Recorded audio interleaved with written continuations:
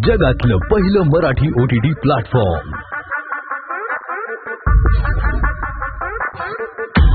मराठीचा प्लॅनेट मराठीचा। हे राज्य सरकारने ठरवावं की हे कुठल्या पद्धतीने रिझर्वेशन द्यावं। पहिली गोष्ट ते रिझर्वेशन द्यावं की नाही द्यावं हा एक पॉलिसी मॅटर आहे। जे कोणी अशी डिमांड करतात की या पर्टिक्युलर कॅटेगरीमधून द्यावं तर त्यांना माझी विनंती आहे की त्यांनी भारतीय राज्यघटनेचा अभ्यास करावा। जरांगे पाटील असं म्हणतायत की आम्हाला मराठा आरक्षण जे दिलंय ते नकोच आहे, आम्हाला तुम्ही ओबीसी कॅटेगरीमध्ये जे ऑलरेडी एक्झिस्टिंग आहे त्याच्यामध्येच आम्हाला तुम्ही अकोमोडेट करून घ्या, आम्हाला कुणबी सर्टिफिकेट द्या, पूर्ण मराठा समाजाला कुणबी म्हणून मान्यता द्या, जी महाराष्ट्रामध्ये एकेकाळी मराठा आणि कुणबी असा फरक नव्हता। अशा पद्धतीचं आर्ग्युमेंट त्यांचं हे किती फिजिबल किती आहे तुमच्या दृष्टीने, याचा पण अभ्यास असेल तुमचा, किती फिजिबल आहे हे सरसकट म्हणणं किंवा सगळे सोयरे त्याच्यामध्ये ऍक्सेप्ट करणं कितपत फिजिबल आहे तुम्हाला असं वाटतं? काय आता दोन गोष्टी आहेत त्याच्यामागे। एक तर बेसिकली रिझर्वेशन्स कशा पद्धतीने प्रोव्हाइड करायचे, कोटा कुठल्या पद्धतीने द्यायचा हे पॉलिसी मॅटर आहे। हे राज्य सरकारने ठरवावं की हे कुठल्या पद्धतीने रिझर्वेशन द्यावं। पहिली गोष्ट तर रिझर्वेशन द्यावं की नाही द्यावं हा एक पॉलिसी मॅटर आहे। ऑफकोर्स त्याच्यासाठी त्यांना जर का काही डेटा असेल त्यांच्याकडे अवेलेबल, काही जसं स्टेट बॅकवर्ड क्लासेस कमिशनचं रेकमेंडेशन असतील तर त्याचा त्यांना आधार घ्यावाच लागेल। पण ते द्यावं की नाही द्यावं अल्टिमेटली हे पॉलिसी डिसिजन असतं, आणि ते दिलं तर कुठल्या प्रकारे त्यांनी द्यावं हे सुद्धा पॉलिसी डिसिजन आहे। आणि याच्यासाठी आपण काही असं भाष्य करणं किंवा कोणीही भाष्य करणं हे योग्य नाही। दुसरी गोष्ट की जे मराठा समाजाला जे रिझर्वेशन मिळालेलं आहे, मराठ्यांना जे रिझर्वेशन मिळालेलं आहे ते सोशली आणि एज्युकेशनली बॅकवर्ड क्लास या कॅटेगरीमध्ये दिलेलं आहे। तर ते सामाजिक आणि शैक्षणिक दृष्ट्या मागासलेले अशी ही कॅटेगरी आहे।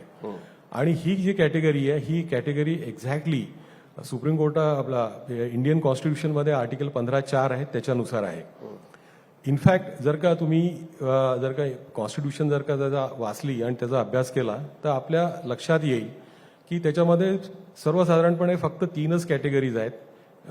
एक आहे शेड्यूल कास्ट, दुसरी आहे शेड्यूल ट्राईब आणि तिसरी आहे बॅकवर्ड क्लास। तर आता 15(4) मध्ये सोशली आणि एज्युकेशनली बॅकवर्ड क्लास आहे, 16(4) मध्ये बॅकवर्ड क्लास आहे, आणि आर्टिकल 341 मध्ये शेड्यूल कास्ट आहे, आर्टिकल 342 मध्ये शेड्यूल ट्राईब आहे, आणि आर्टिकल 342 मध्ये सोशली आणि 342A मध्ये सोशली आणि एज्युकेशनली बॅकवर्ड क्लास आहे। त्यामुळे ह्या तुम्हाला सर्वसाधारणपणे कॉन्स्टिट्यूशननुसार शेड्यूल कास्ट, शेड्यूल ट्राईब आणि बॅकवर्ड क्लास या 3च कॅटेगरी आहे। तर हे असं असताना जर का असं म्हणणं की आम्हाला याच्यातून पाहिजे किंवा त्याच्यातून पाहिजे, तर ऍक्च्युली ह्या ज्या कॅटेगरीज महाराष्ट्रामध्ये तयार झालेल्या आहेत की ओबीसी आहे किंवा डिनोटिफाईड ट्राईब्स आहे, विमुक्त जाती, किंवा नोमॅडिक ट्राईब आहे, किंवा भटक्या जमाती, किंवा ह्या ज्या कॅटेगरीज या सगळ्या कॅटेगरीज या बॅकवर्ड क्लासमध्येच येतात। तसंच सोशली आणि एज्युकेशनली बॅकवर्ड ही जी कॅटेगरी ही सुद्धा बॅकवर्ड क्लासमध्ये येते कॉन्स्टिट्यूशननुसार। सो तुमच्या मते ह्याच्यामध्ये फरक नाहीये, जे मराठा समाजाला जे आरक्षण दिले ते आणि जे ओबीसी म्हणून एक्झिस्टिंग आरक्षण आता महाराष्ट्रामध्ये आहे त्याच्यामध्ये कॉन्स्टिट्यूशननुसार काहीच फरक नाही? काही फरक नाहीये। तर त्यांनी म्हणूनच जे कोणी अशी डिमांड करतात की या पर्टिक्युलर कॅटेगरीमधून द्यावं तर त्यांना माझी विनंती आहे की त्यांनी भारतीय राज्यघटनेचा अभ्यास करावा। तर तेव्हा त्यांच्या हे लक्षात येईल की या फक्त 3च कॅटेगरीज आहेत, आणि या 3 कॅटेगरीमध्ये म्हणजे जी तिसरी कॅटेगरी आपण जे बोलतोय ती बॅकवर्ड क्लासेसची कॅटेगरी आहे, त्याच्यामध्ये सब कॅटेगरायझेशन झालेलं आहे। आता सुप्रीम कोर्टाने आता जे नवीन जजमेंट आलेलं आहे, 7 जजेसचं जजमेंट आहे की state of Punjab versus Davinder Singh, त्याच्यामध्ये पण त्यांनी सब क्लासिफिकेशन, सब कॅटेगरायझेशनचा एक संकल्पना मांडलेली आहे आणि ती कॉन्स्टिट्यूशनली परमिसिबल आहे असं त्यांचं भाष्य आहे।